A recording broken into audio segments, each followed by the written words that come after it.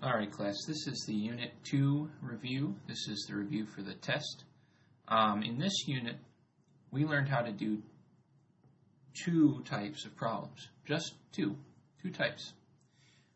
In the first type, we have this thing, okay? And this is what's called a rational expression. This is just an expression. What did we learn to do with rational expressions? We learned how to simplify. We learned how to simplify them, which really just means to make them smaller.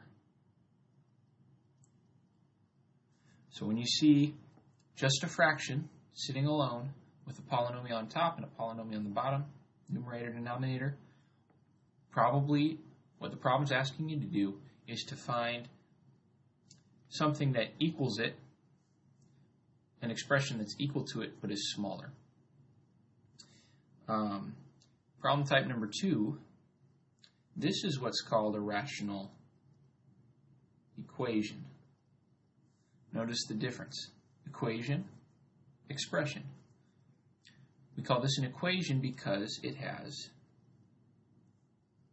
an equal sign. It's an equal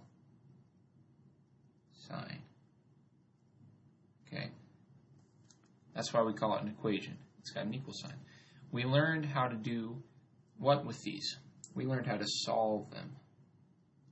Okay? So over here, we learned how to simplify those, which just means make a smaller rational expression that equals it. But over here, when it has an equal sign, we learned how to solve these. That means figure out what x is equal to. Okay? So the answer to these questions is figuring out what x is equal to, whereas the answer to these is just finding a new rational expression that's smaller but equal to the old one. So here's how I would suggest you use this review. I would suggest that before you move on to the next couple videos, try to solve some of these problems on your own before you actually watch those videos. Okay?